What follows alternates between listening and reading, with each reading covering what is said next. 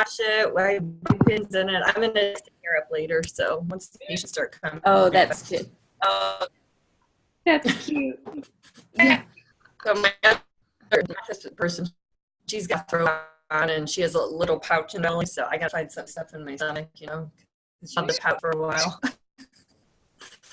Yeah, I didn't get to sleep till 1:30 last night. Then I woke up real early, so this morning I'm kind of like with Bree. She didn't sleep good last night. It just goes that way sometimes. I'm just gonna enjoy holding my baby today. Yeah, hold your baby. That's so cute. I love it. That is cute. I can stick her in my shirt because I have this big shirt on that's like 10 times too big for me, but you know, that's what you do to cover up. That's what you do. That's what you do. My baby is here. We're just cute. Megan, tell us how everything's going. Questions you have? It's going pretty good. I've just had this cough for the last, it's been about a week. So I've just been kind of trying to be careful with that. Yeah. And I think I'm doing okay. I try to always do like an exhale with the cough. Yeah. Or break. Try to kind of anticipate it and engage a little bit as I cough. So did you talk about bending back? I tried to look up, right? You could not, but so when you bend backwards, it makes your pelvic floor more taut. So it'll, you know, because when you squat, you lengthen it, but when you go back, you're actually like tensing it. So that'll help prevent a herniated disc too, you know, because some people go, achoo, when they bend over. So if you bend back, it can help more. Okay. Well, it's almost over now. I think I don't really have it anymore. So, but there were a few days where I was just kind of coughing all day.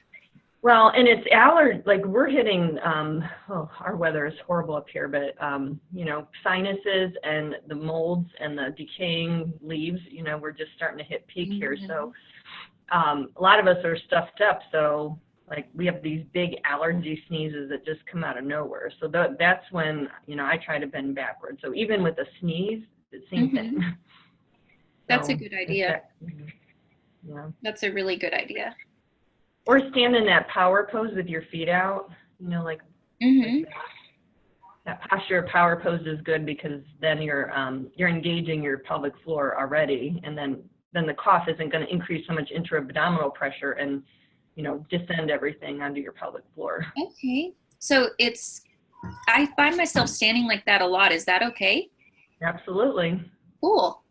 Yeah. Because I've been trying to keep my feet kind of more straight with a little bit of an inward, try to keep them, you know, absolutely straight. And that's really hard. They want to go like this.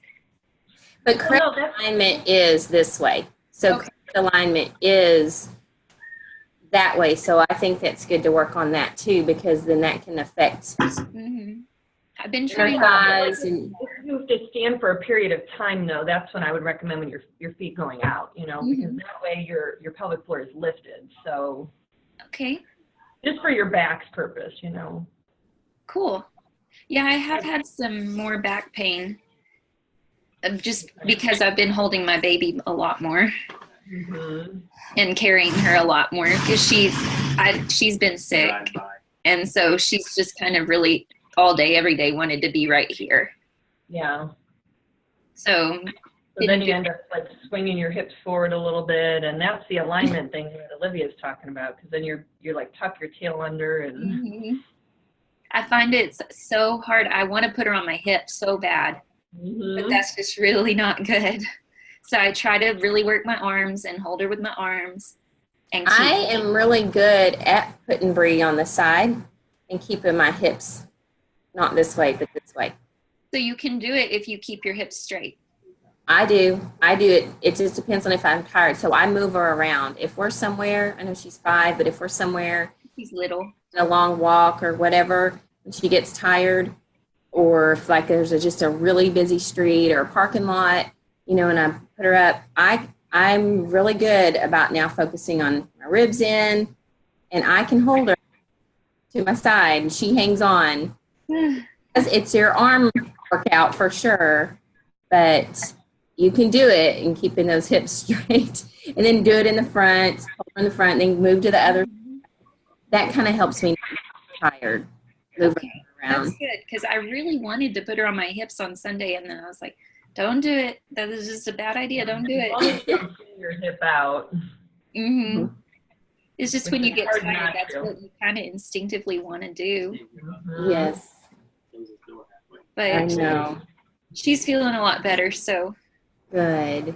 I'm Glad y'all are better. The chiropractor, and that helped. He said my neck was pretty out of whack, so that was good that I got to go and he adjusted that. So Yeah, well, any of those things like pain or movement loss, it's a core hacker. It's not going to let your core work as good. So definitely good to get help when you need it. yes, I believe in chiropractic big time. That helped me a lot when I was pregnant with her. So Yeah, You have a good one. yeah, I have a really good chiropractor. Good.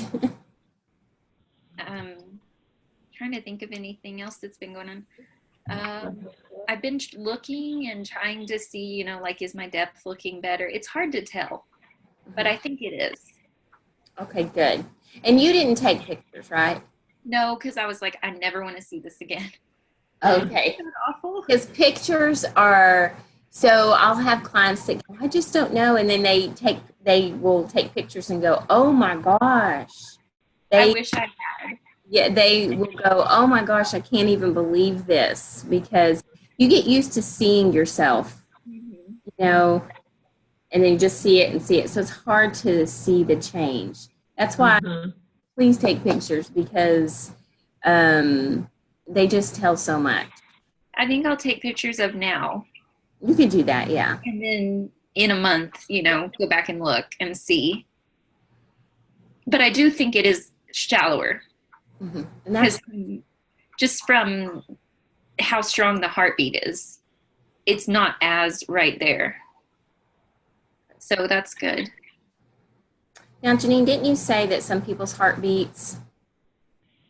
Yeah, I mean, if the integrity Surface, of the right?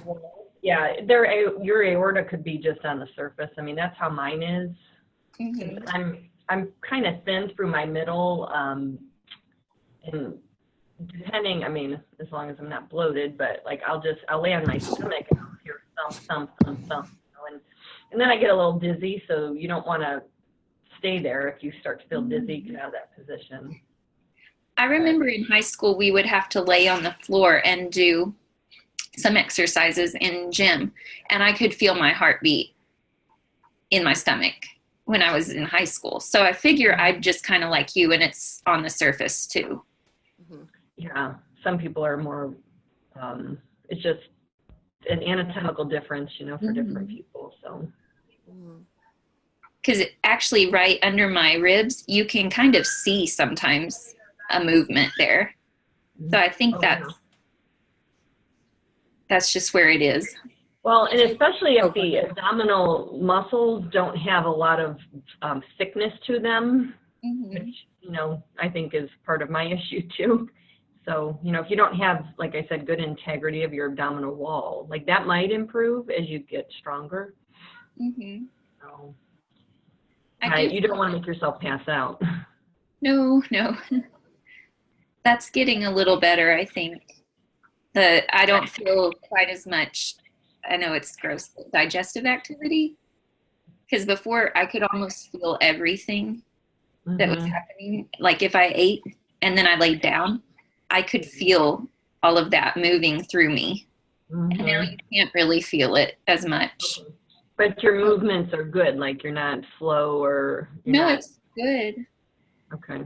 It's just I don't feel it on my, you know, in my skin. You can't feel stuff going through anymore because maybe there's a little more wall there. I don't know. Yeah. I hope. Getting thicker. Yeah, there's some PTs who do ultrasound imaging to detect the transverse abdominis. I don't do that. I wasn't trained in that, but the idea is that the wall gets thicker and that it's a biofeedback way of like letting people know if they're engaging the muscles correctly. So, That's cool. yeah. I think my TBA is stronger because when I first started, you couldn't really tell that I was actually engaging it. And now it's pretty, you can, if you put your hand there, you feel like, wow, there's a muscle there and it is working. Well, and again, the emphasis is not on how big the split is and all that. It's the emphasis is on your function. Mm-hmm. And that's, the thing that now everybody's talking about is not to have it, you want to see your progress just because it's encouraging, Mm-hmm. but, when you're talking about function, you want normal urinary function, normal bowel function, and normal sex function. So those three things, and your back should feel good. And if your back, is struggling, it may not just be the core. Sometimes it's a mechanical thing. Like we spend too much time bending or sitting, Mm-hmm. and that sometimes you just got to stretch backwards, like that. So it's not, your back hurting could just be fatigue too at the end of the day. Like I think it is a lot of, I've just been asking it to do more. Mm-hmm. But if you get those muscles working, they make like a corset around your back, like you have a back brace on. Mm-hmm. So that's the ideal, This has definitely taught me a lot. Good. I'm learning a lot. And you emptying your bladder okay? Uh-huh. Okay. Ever since I stopped doing the pelvic floor emphasis, everything has been great. Mm-hmm. Awesome. Good. But I think I was overdoing it. You're an overachiever. That's all right. Did you have a chance to watch the video I posted Janine's yesterday? I have not gotten a chance. Sorry. That's okay. No, I just was going to see if you had questions about it or any other questions of the videos she has made. Or I don't know if we probably hit everything you've said in those videos, maybe.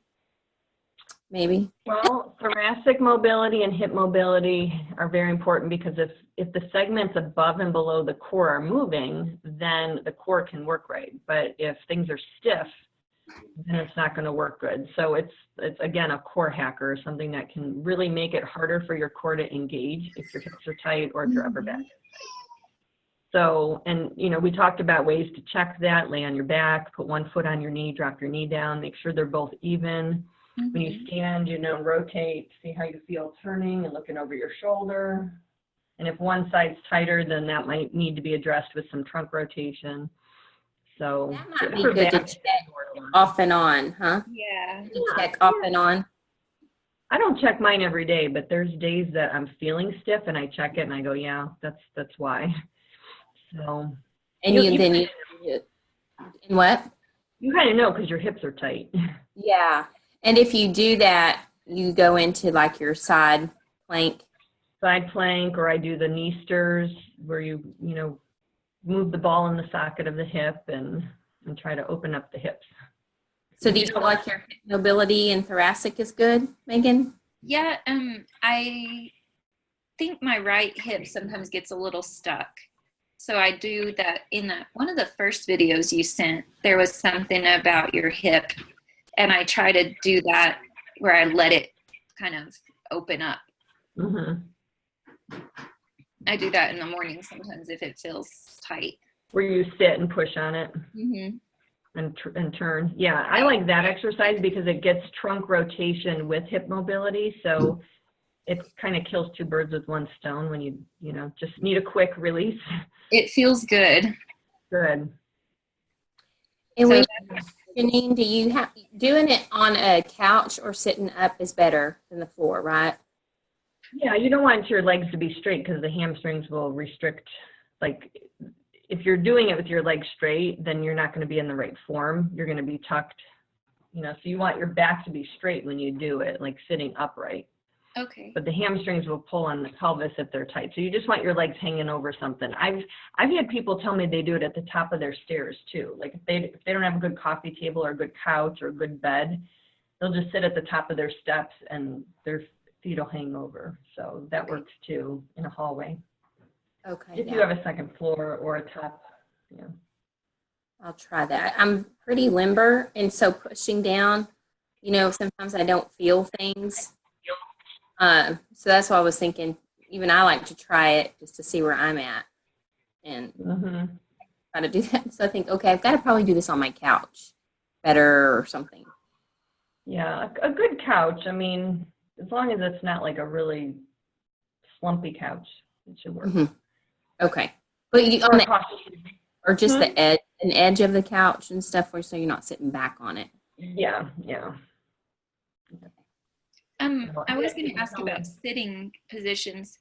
I find myself kneeling a lot. Okay. Is that cool, or does that tuck?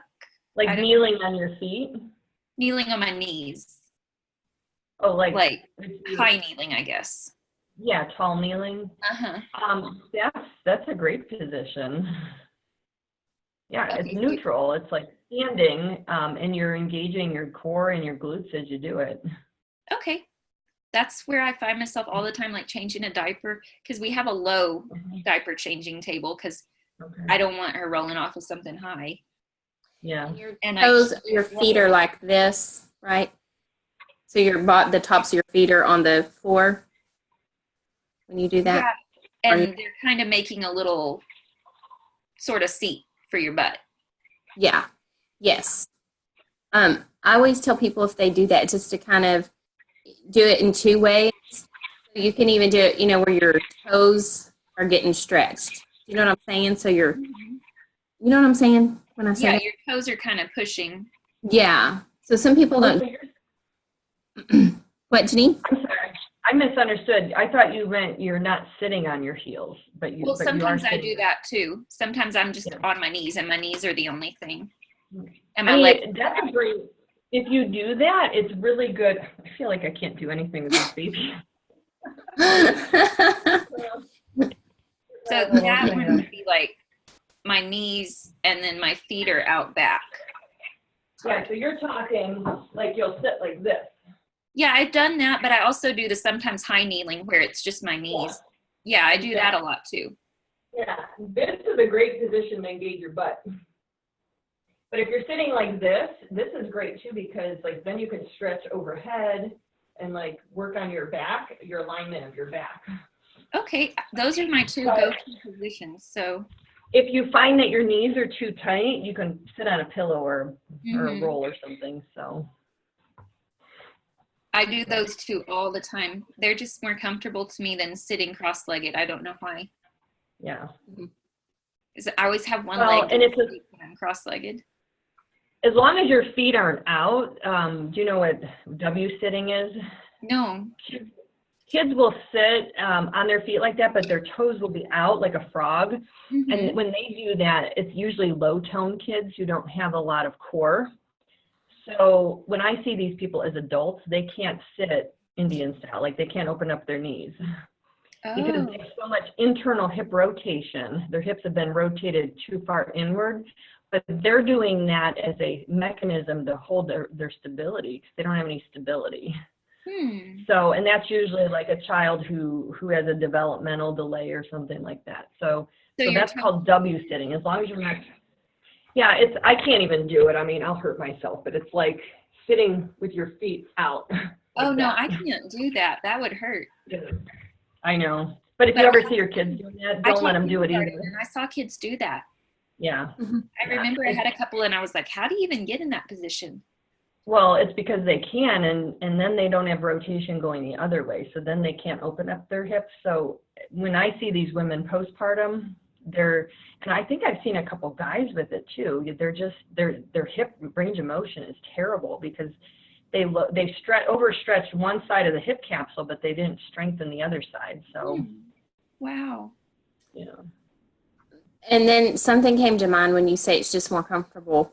There's a lot of positions that are more comfortable, but it's also what we get used to.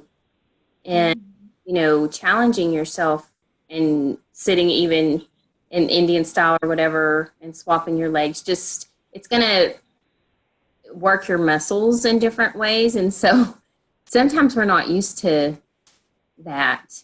And we just like we're sitting in a chair. What if we sit on the edge of a chair and we don't back of it or the arms hold us up. We're working on our muscles holding us up.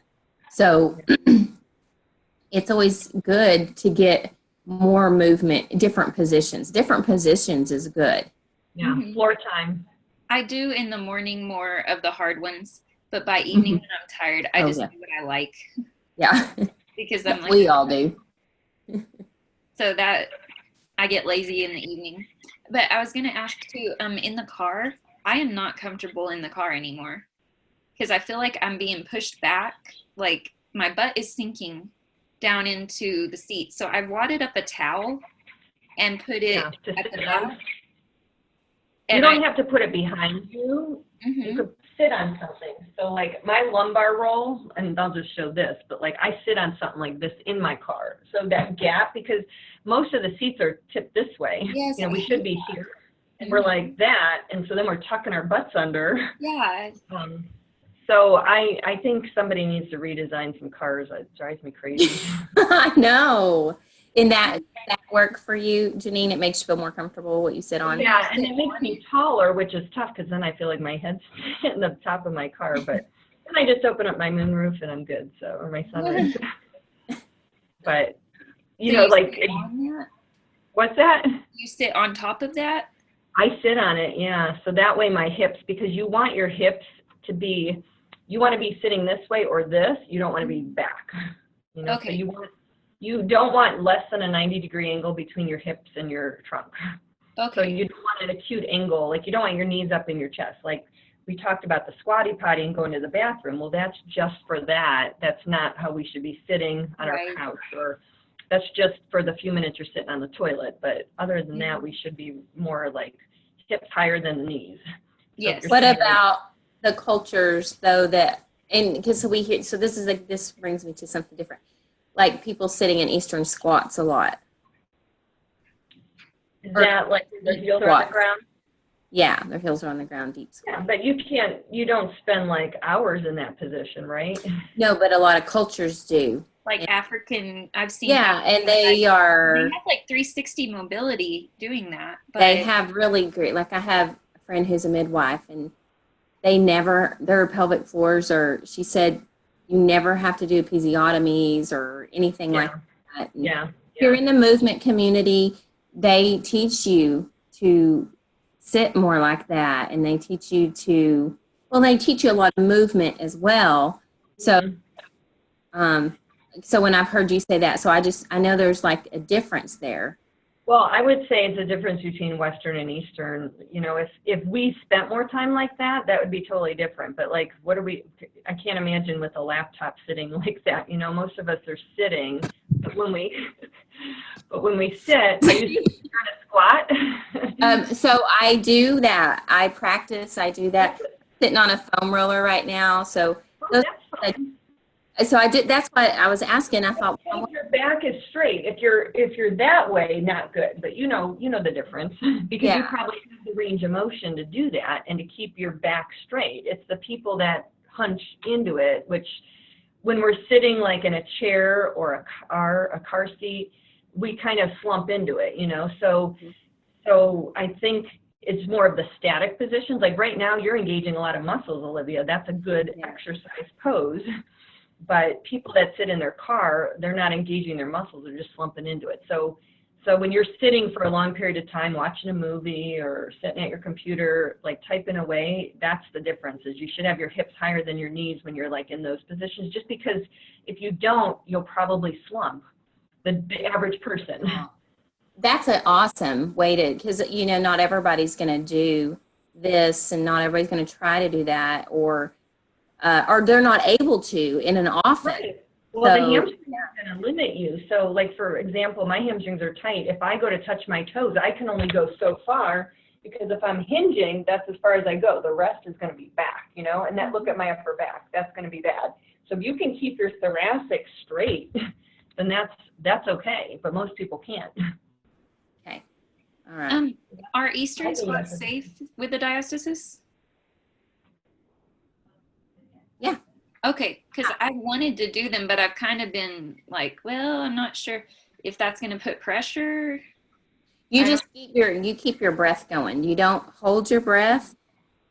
You keep your breath going. You know how I did that video the other day. You just keep your breath through all of it. But Janine might have something else to say on that. So exhaling when you come up. Is that what you're going to say? Well, I mean, I just thought maybe, but. I was just wondering, sitting in an Eastern squat for a few minutes is cool? Yeah. Okay. Yeah, it's good. I'm playing on the floor that I'm like, well, I kind of like to squat right now, but I'm not sure if that's going to like put pressure or. It feels like it because you feel like you're opening up so much that like maybe your pelvic floor is going to like lay an egg, you know, like that's, you feel like you're opening up, but you're really just lengthening that muscle to where it's getting stretched so that when you exhale, it will engage better. And probably for me, a very tight person, that's a very good thing to do.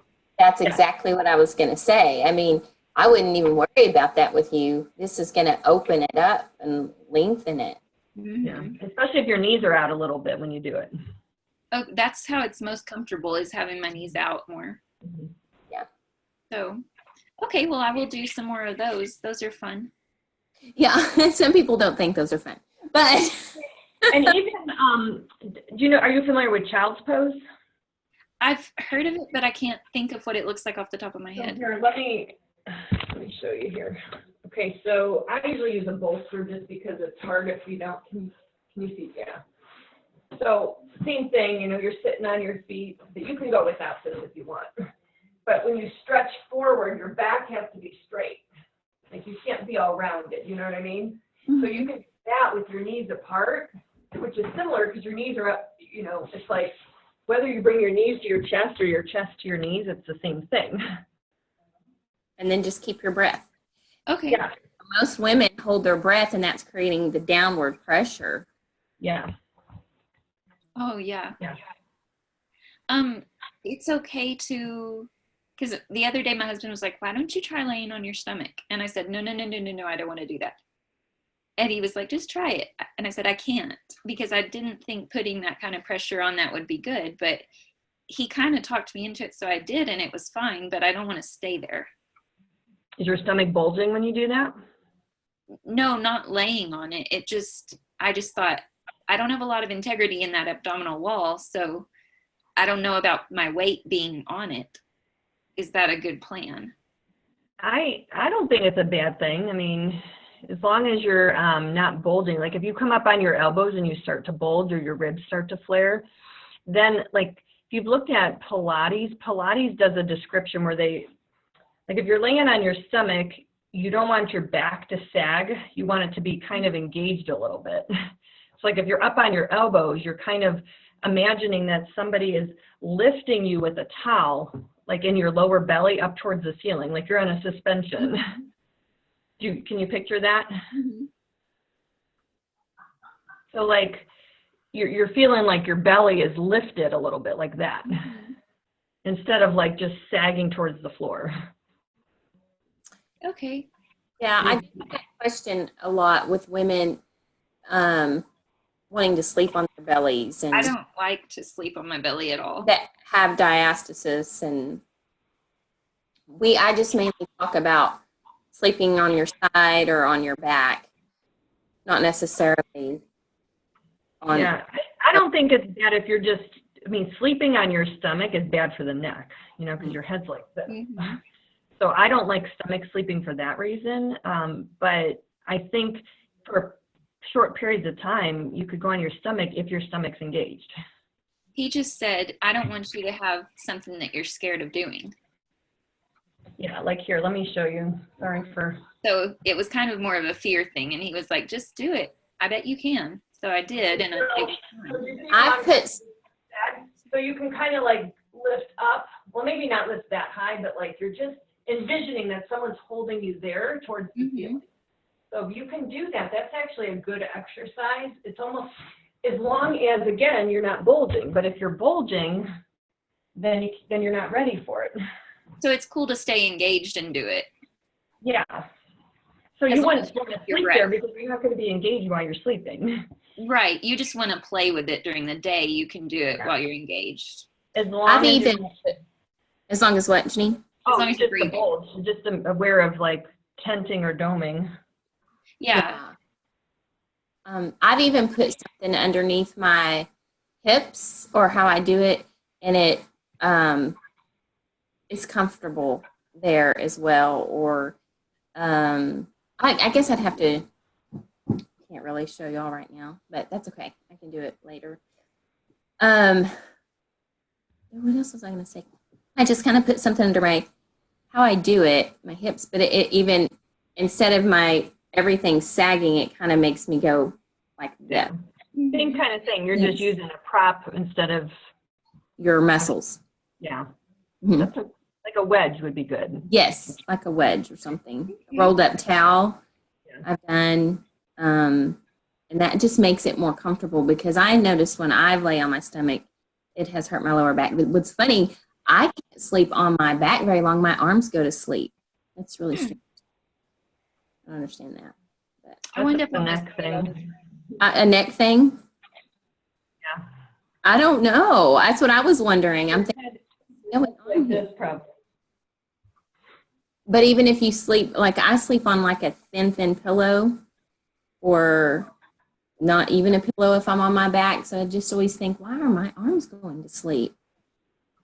Sometimes it's what you did the day before, like if you spent time like with your head forward, like if you tuck back, the ugly guy thing, and then go back, before you go to bed, maybe that won't happen. Or hang your head off the back of the bed, to give yourself that motion. Oh, you know what? That feels like that would feel good to me, laying off my back, my bed. Like, I don't know if Megan knows the ugly guy. She's the ugly guy. I've done that for Halloween. I should have put a goatee on. I could have been the ugly guy. Oh. Funny. Yeah, that's like if somebody's coming in to kiss you, like oh yeah, that's cute. It's like a turtle tuck. That's cute. I know. And I have a long neck, so I tend to be here, so I got to bring my neck back a lot. I've been working on trying to ramp my head back over my shoulders, and I find that I'm usually out like that.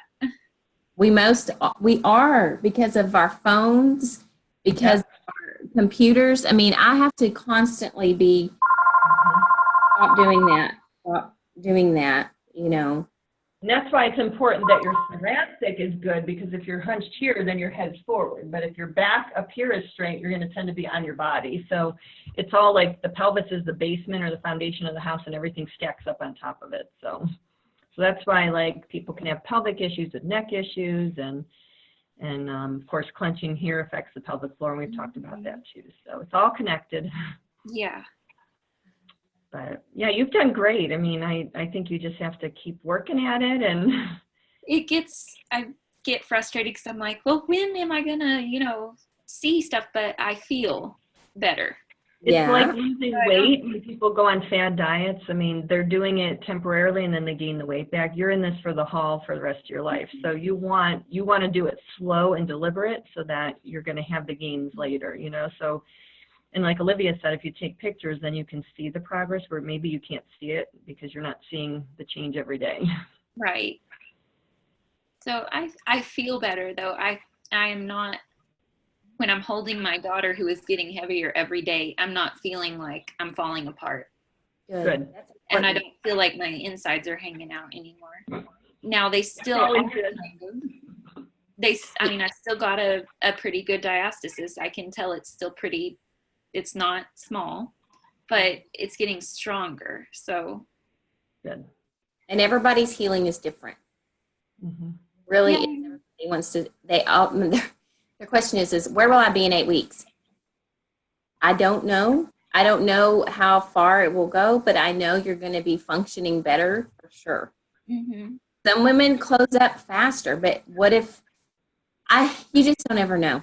So it's like Janine said, I don't remember the wording you said, but it's more about you said something about functioning, and you want them to have function. You want your core to be functional, not, we're not doing this to have a beach body, even though you could get one if you work at it, but that's not the goal, So I think the message that we hear in the magazines we see, and this whole idea of like how you look, it doesn't, I don't really care to ever be in a bikini again. That's not my goal. My goal is I want my pelvic floor and core to work so my organs don't fall down and I don't leak urine and I don't have pain, you know, so. Yeah. And as moms, we want to have something, this is what I tell people, that's sustainable. So let's say you go through, I mean, if people want to go do a marathon or they want to go do a challenge or something, okay, that's one thing that you do that for a goal. However, you say, okay, I want a bikini body, and people go through, work out, they do all this. But then how sustainable is it for a mom's lifestyle? You have to find what is going to make you strong, what's going to help you to function, like what Janine was saying, and find what you love to do and find what's going to be sustainable for your lifestyle. Yeah. My main thing is I want more kids. I don't want to stop at 2, but I don't want to be a broken down wreck of a person after every kid and have to go through, you know, extensive physical therapy stuff. I love that you're in this program, because this mindset for some moms is, well, I might as well just have all my kids and then I'll worry about getting back. Ugh, I know. And that's not a good mindset, you know. I want to be able to take care of them. Yeah, like actually I like to see people before they even have the baby, because then they're going to have a healthier pregnancy. I mean, think about how much more you're going to be able to hold yourself together during the pregnancy, how much more you're going to know. If I had known, because I knew I had a diastasis after my son, and I thought, whatever. I did some physical therapy, but the physical therapist didn't know anymore. She actually told me, I don't know. So I'm doing the best I can. And I did the exercises, but they were the same exercises all the time. And they never got different. They never progressed.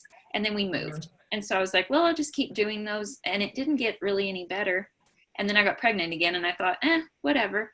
But it was so much worse this time that I was like, I have to do something. Yeah. My main question I get, you what, Janine? Oh, go ahead. I was saying the main question I get from pregnant moms, well, what can I do afterwards? And I'm like, okay, let's not talk about afterwards. What can we do now with you? Because they just want to work on it afterwards. Yeah, but they're going to have benefits if they work on it during, and then they'll have it after. So yeah, but not every trainer is trained in this, you know, like Olivia, all the training you've had to go through, and some of it was learning on your own too. And because it wasn't out there. Yeah, I mean, you could go to a women's health physical therapist who understands the Kegel part and understands biofeedback, but they don't understand the core. And that was what I've been dealing with most of my career doing this, you know, for 20 years. Like I kept saying, it's about the belly, it's about the core. And I actually got reprimanded working at hospitals because they're telling me you can't treat someone's back when you're treating their pelvic floor. I'm like, excuse me, it's connected, you know. So we're still trying to change mindsets of even the medical community, and the gynecologists don't know, you know, like they think, again, it's all, well, let's help those moms with the grade 2 and 3 episiotomies or grade 4 episiotomies, but they're not paying attention to the moms with the C-sections, you know, who actually I think have more trauma. You know, they have a double whammy. They're stretched and then they're cut and then they have adhesions. So it's just mindset, and we're not there yet. And I'm going to keep going until that changes. So if I have to work till I'm 90 years old, that's what I'm going to do. We're going to get it out there, Janine. We're going to get it out there. We are. That is it. I mean, we are. And, you know, this is a learning process for all of us. We're tortoise. It's like we're going to get to the goal. It's just how slow, you know, and how much realistic can we do, because we're still raising families and kids and stuff. Yeah, well, that's why that message was we're going to figure out how to do this where we can hit more women. Yes. And we're going to reach the masses. Yes. All right. Well, Janine, I know you probably got a client.